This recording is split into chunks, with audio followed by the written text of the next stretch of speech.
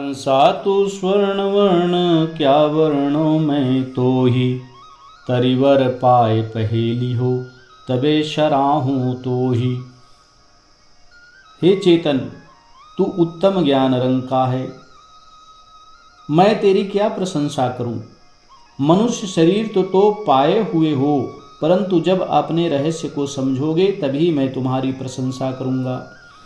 सदगुरु कबीर साहब कहते हैं कि हे चेतन, मैं तुम्हारी प्रशंसा तभी करूंगा जब तुम अपने स्वरूप को समझोगे, अपने आप को जानोगे। तू वैसे भी ज्ञान रंग का है, तू उत्तम ज्ञान रंग का है, तो मैं तेरी प्रशंसा क्या करूं। मनुष्य शरीर तो पाए हो, अमूल्य जीवन पाए हो। संसार में मनुष्य ही एक ऐसा प्राणी है जो समझता है, विचार करता है, मनन करता है। इसीलिए कहा गया जो मनन करता है उसी को मनुष्य कहा जाता है। मनुष्य का मतलब होता है मनन शक्ति जिनके अंदर है वही मनुष्य। वैसे शरीर को तो सब प्राप्त किए हैं, मानव देह प्राप्त करने से कोई मनुष्य नहीं होता है। जो मनुष्य के आचरण में चलते हैं उसी को मनुष्य कहा जाता है। तो सदगुरु कबीर साहब कहते हैं, हंसा तू स्वर्ण वर्ण, हे हंसा तू सुवर्ण वर्ण है, अर्थात हे चेतन जीव तू उत्तम ज्ञान रंग का है। क्या वर्णों में तो ही, मैं तेरी क्या प्रशंसा करूं, क्योंकि मानव जन्म जो मिला है ये दुर्लभ है। अब इस दुर्लभ मानव जीवन को प्राप्त करके जीव अपना कल्याण कर सकता है, लेकिन अफसोस की बात है कि ऐसे अमूल्य जीवन प्राप्त करके लोग कल्याण करना नहीं चाहते। नाना प्रकार के हिंसा, नशा, व्यभिचार में लगे रहते हैं। इतनी अज्ञानता उनके भीतर में है कि अपने ही जीवन को खराब करते हैं। लेकिन याद रखें, दोबारा ऐसे सुंदर जीवन मिलेगा नहीं। सदगुरु कहते हैं कि मनुष्य शरीर तो पाए हुए हो, परंतु जब अपने रहस्य को समझोगे। आदमी जो है सारे ज्ञान विज्ञान को जान सकता है, लेकिन अपने को नहीं जान पाता है। अपने को कौन जानते हैं? जो ध्यान में डूबते हैं, अपनी खोज करते हैं, वही अपने को जान पाते हैं। मैं ही इस ज्ञान विज्ञान का प्रकाशक हूँ, मैं ही सारी देवी देवताओं की कल्पना करके स्थापित करने वाला हूँ, मैं ही वेद शास्त्र का निर्माण करने वाला हूँ, मैं चेतन पुरुष हूँ, मैं अखंड अविनाशी हूँ। ऐसा जब ये जीव जान जाता है तो सारे बंधन उनके नष्ट हो जाते हैं। सदगुरु कबीर साहब कहते हैं, तरिवर पाए पहेलियो, इस मानव शरीर प्राप्त करके उस रहस्य को समझो। ये मानव जीवन क्यों मिला? अपने रहस्य को समझो, नहीं तो संसार में भटकते रहोगे।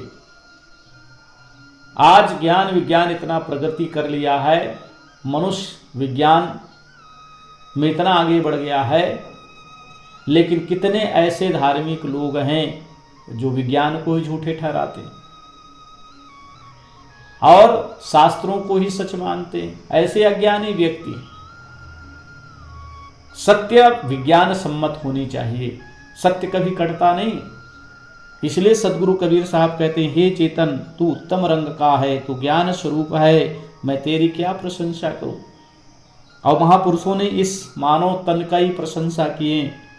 मनुष्य शरीर पाए हो लेकिन अपने आप को नहीं जानते हो। ये मनुष्य शरीर के रहस्य को नहीं जानते। ये मुक्ति का द्वार है, ये आवागमन से मुक्त होने का एक ही स्थान है।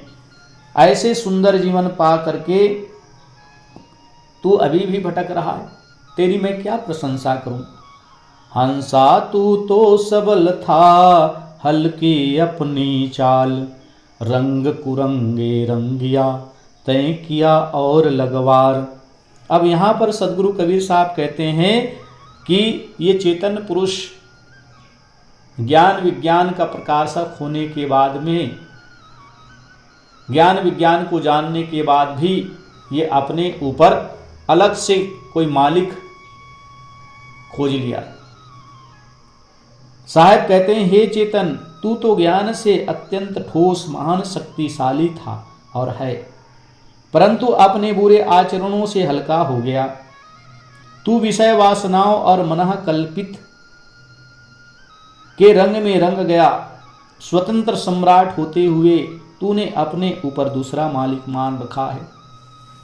सदगुरु कबीर साहब कहते हैं ये हंस जीव की भूल को कहते हैं कि ये हंस जीव अपने आप को भूल गया।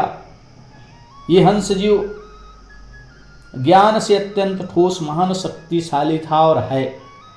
उसी के बलबूते पर तो ही सारे ज्ञान विज्ञान का आविष्कार किया, सारे यंत्रों का, तंत्रों का, मंत्रों का सारे निर्माण करने वाला ये चेतन पुरुष ही, परंतु अपने बुरे आचरणों से इतना पतित हो गया, इतना हल्का हो गया। ये जीव जो है मनुष्य देह प्राप्त करके कितनी बुराइयां करता है, कितने बुरे चीजों को अपने जीवन में अपनाकर अपने जीवन को नष्ट करता है। सदगुरु कबीर साहब कहते हैं अपने आचरण से तू हल्का हो गया। अगर बुराई करता है, बुरा कर्म करता है, बुरा आचरण ग्रहण करता है, तो अपने आचरण से तू हल्का हो जाता है। तू विषय वासनाओं और मनः कल्पनाओं के रंग में रंग गया है। संसार के प्राणी पदार्थों के भोगने में ही लगा हुआ, अपना कल्याण नहीं चाहता है। मना कल्पित अपने ऊपर नाना प्रकार के देवी देवता मालिक मान लिया और उसी को गिड़गिड़ाने, उसी को मनाने में रात दिन लगा रहता है। जीवन में थोड़ा सा कष्ट आया, नाना प्रकार के देवी देवताओं की उपासना शुरू हो जाती है, यज्ञ हवन शुरू हो जाता है। बारिश नहीं होती, यज्ञ हवन शुरू हो जाता है। किसी के जीवन में दुख और क्लेश आया तो यज्ञ हवन शुरू हो जाता है, पूजा पाठ शुरू हो जाता है कि भगवान उनको ठीक कर दे। यही सबसे बड़ी अज्ञानता है। मानव इतनी शक्तिशाली होने के बाद भी अपने ऊपर कोई और मालिक मान बैठा है, ये ज्ञान के अभाव के कारण। इसीलिए सज्जनों, संतों की सत्संग करना चाहिए, संतों से सत्य को जानने का उपाय सोचना चाहिए। बैठकर संतों से तर्क वितर्क करो, अगर समझ में नहीं आता तो अपने शंका का समाधान करो। ये मनुष्य के ऊपर कोई देवी देवता नहीं, लेकिन मनुष्य ने अपने मन की कल्पना के आधार पर ये अपने ऊपर नाना प्रकार के देवी देवता मान लिया, इस जगत की सृष्टिकर्ता मान लिया और फल देने वाला मान लिया। संसार में ऐसे अंधे व्यक्ति हैं जो अपने विवेक का उपयोग नहीं करते हैं, क्योंकि विवेक का उपयोग कैसे करेंगे, विवेक ही नहीं है उनके अंदर। इसीलिए संत महापुरुष बारंबार कहते हैं, जैसे भगवान बुद्ध हुए, भगवान महावीर हुए, सत्पुरुष कबीर हुए, नानक देव हुए, जितने बड़े बड़े आत्मज्ञानी संत हैं, उनको अगर आप ज्ञान को पढ़ेंगे तो आपके सारे भ्रम दूर हो जाएंगे। तो सदगुरु कबीर साहब कहते हैं, हंसा तू तो सबल था, हे हंस जीव तू तो शक्तिशाली था, ज्ञान के रंग में रंगा हुआ था। हल्की अपनी चाल, परंतु अपने हल्के आचरण के कारण तू हल्का हो गया। रंग कुरंगे रंग गया और तू कुरंग में रंग गया। तू अच्छे रंग का था, ज्ञान रंग का था, लेकिन तू कुरंग में रंग गया। तय किया और लगा और अपने ऊपर दूसरा मालिक मान लिया। यही तेरी बड़ी भूल है। तू अपने ऊपर मालिक मानकर तू उपासना करता है। हंसा सरवर तजी चले देही परिगौ सुन, कहीं कबीर पुकार के तेही दर तेही थून। सदगुरु कबीर साहब कहते हैं, हंसा सरवर तजी चले। जब जीव शरीर छोड़कर चला जाता है तब वह शरीर चेतना से शून्य होकर मुर्दा हो जाता है। सज्जनों, जब कोई दुनिया से जाता है, इस शरीर को त्याग कर जब तक शरीर में रहता है तो शरीर जीवित रहता है, और जिस दिन शरीर को छोड़ देता है शरीर मुर्दा हो जाता है। इसलिए साहब के हंसा सरवर तजी चले, हे हंस जीव, जब तू शरीर को त्याग देता है शरीर मुर्दा हो जाता है। देही परिगौ शून्य, या शरीर शून्य हो जाता है। सदगुरु जोर देकर कहते हैं कि कर्माध्यासी जीव पुनः उसी गर्भ में प्रवेश करता है जहां उसका शरीर निर्मित होता है। साहब कहते हैं, कहीं कबीर पुकार के, साहब पुकार कर कहते हैं, तेही दर तेही तुम। जैसे उसकी वासना होती है वैसे वो शरीर धारण कर लेता है। वासना के कारण ही तो ये जीव शरीर धारण करता है। और इसका कोई कारण नहीं है। ये जीव नाना प्रकार के कर्म करता है, अपना कल्याण का काम तो करता नहीं, लेकिन संसार की वासनाओं को इस कदर जो है वो ग्रहण कर लेता है, जिससे वही जन्म मरण का कारण बनता है।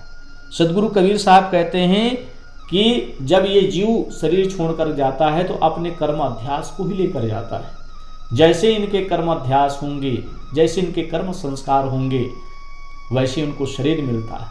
इसीलिए संत महापुरुष कहते इस मानव जीवन में कल्याण का काम करो, परोपकार का काम करो, भलाई का काम करो, अच्छाई का काम करो। लेकिन यह मनुष्य अज्ञान में रहकर नाना प्रकार के जीवों का हिंसा करता है, चोरी करता है, नशा करता है, व्यभिचार करता है, नाना प्रकार के दुराचरण करके अपने जन्म मरण के अध्यास को और मजबूत करता है, अपने बंधन को और मजबूत करता है। सज्जनों, अगर ये जीव अपने संस्कार को खराब किया तो नीच योनि में जाना पड़ेगा इसको। इसलिए मानव शरीर मिला, इस मानव शरीर में उत्तम कर्म करना चाहिए। और जो जीव उत्तम कर्म करता है उसको मनुष्य देह मिलता है, और जो नीच कर्म करता है, जो पाप कर्म करता है, जो आचरण से गिर जाता है, वह नीच योनि में जाता है। तो सद्गुरु कहते हैं कि कर्माध्यासी जीव पुनः उसी गर्भ में प्रवेश करता है जहां उसका शरीर निर्मित होता है। शरीर कैसे निर्मित होता है? गर्भ में ही निर्मित होता है। और शरीर कैसे मिलता है? उनको कर्म के कारण मिलता है। इसलिए कोई अंधा पैदा होता है, कोई लंगड़ा पैदा होता है, कोई लूला पैदा होता है, कोई गर्भ से ही रोगी पैदा होता है। ये उनके कर्म अध्यास के कारण है, कर्म संस्कार के कारण उनको ऐसा जीवन मिला। हंस बकु देखा एक रंग, चरे हरिहरे ताल, हंस छीरते जानिए बकहु धरेंगे काल। देखा कि हंस और बगले एक ही उज्ज्वल रंग में हैं और हरे भरे तालाब में चर रहे हैं, परंतु हंस की पहचान उसके नीरछीर विवेक में होती है और बगुले की पहचान उसकी क्रूरता में होती है। वह मछली आदि जीवों को पकड़कर खाता है। अर्थात इस संसार में उज्ज्वल वेश में अच्छे तथा बुरे दोनों प्रकार के आचरण करने वाले लोग होते हैं। अतः वेश में ना भूलकर आचरण से मनुष्य की परख करनी चाहिए। सदगुरु कबीर साहब यहाँ हंस और बगुलों की परख बता रहे हैं, यानी कि सफेद वस्त्र में छुपे हुए व्यभिचारी दुष्ट ऐसे व्यक्ति को भी बता रहे हैं। साहब कहते हैं हंस बकु देखा एक रंग, हंस और बगुला का रंग एक होता है। उसी प्रकार से अच्छे आचरण में चलने वाले संत महापुरुष और बुरे आचरण में चलने वाले दुष्ट लोग भी वेश धारण कर भ्रमण करते हैं। साहब कहते हैं एक ही संसार में, एक ही तलैया में हंस और बगुला दोनों चल रहे हैं। इसी प्रकार से एक ही संसार में सज्जन और दुर्जन दोनों रहते हैं, परंतु हंस की पहचान क्या है, सज्जन की पहचान क्या है, संत की पहचान क्या है? उसके रहने, उनके आचरण।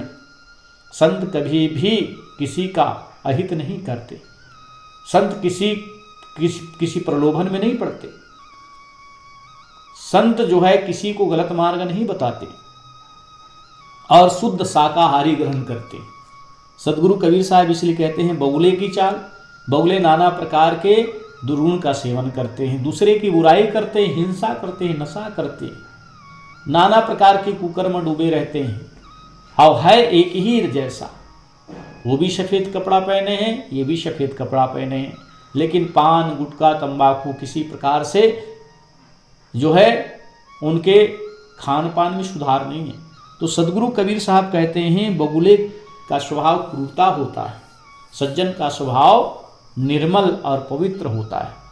इसलिए बगुले और हंस की पहचान सदगुरु कबीर साहब बताते। बगुले का स्वभाव क्रूर होता है, मछली को पकड़ पकड़ कर निगलता है। दुष्ट व्यक्ति उसी प्रकार से मांसाहार नशा नाना प्रकार के दुर्गुण में डूबे रहते हैं। दूसरे का अहित करने में उनको आनंद आता है, लेकिन सज्जन महापुरुष दूसरे की अहित कभी नहीं करते, सबका हित ही का सोचते हैं। जब भी वो सोचते हैं सबका हित सोचते हैं, कि सबका कल्याण हो, सब ज्ञान को उपलब्ध हो। ऐसे आत्मज्ञानी महापुरुष हंस के समान हैं और नाना प्रकार की बुराइयों में लिप्त हुए ये बगुले के समान आचरण करने वाले होते हैं, जो दुष्ट लोग होते हैं। इसलिए सदगुरु कबीर साहब जो है भेष देखकर भूलने की बात नहीं कहते। भेष बना लिए तो वह संत हो गए, ऐसी बात आचरण से पहचाना जाता है कि किनके आचरण पवित्र हैं।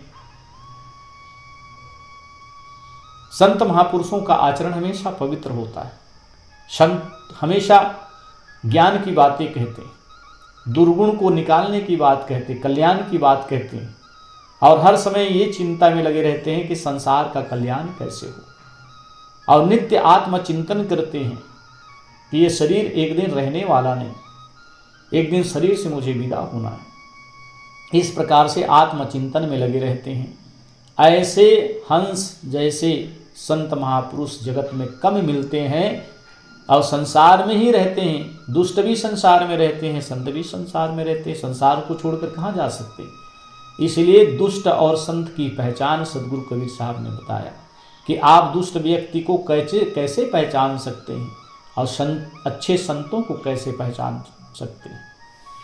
तो इस प्रकार से सदगुरु कबीर साहब जो है हंस बगुला दुष्ट और सज्जन की पहचान बताते हुए लोगों को सजग करते हैं कि पहचानिए संत और असंत को, तभी आप उनसे जो है बच सकते हैं।